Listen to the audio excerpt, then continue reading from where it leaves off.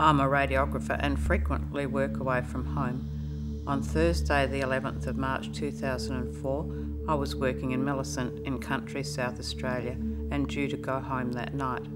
The previous night, Bill and I had talked on the phone, which we did every night when I was away with work.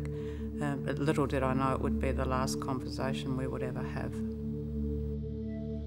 When a police officer comes to your workplace and asks if you have a support person present, the alarm bells start to ring and a feeling of dread descends. The policeman told me that my husband had been involved in a motor vehicle collision and that he had life-threatening injuries, multiple fractures, and it didn't register. I just calmly rang family and friends.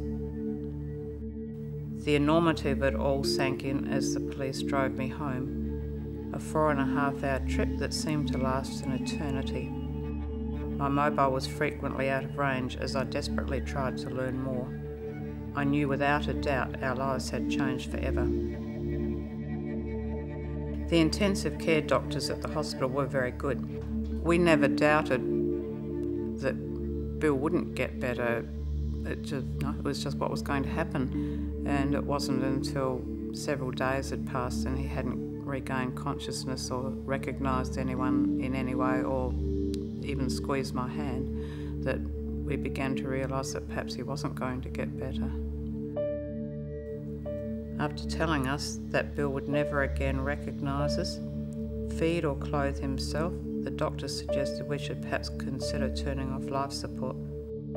Bill had always made it abundantly clear that he did not want to live as a vegetable under any circumstances, so when they suggested turning off life support, it was a decision that was incredibly hard to make, but the whole family unanimously agreed that we should let him go with some dignity.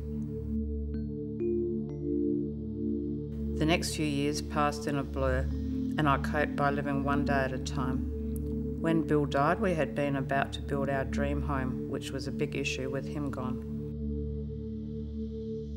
The morphine-addicted nurse who was responsible for the accident was charged with and found guilty of causing death by dangerous driving.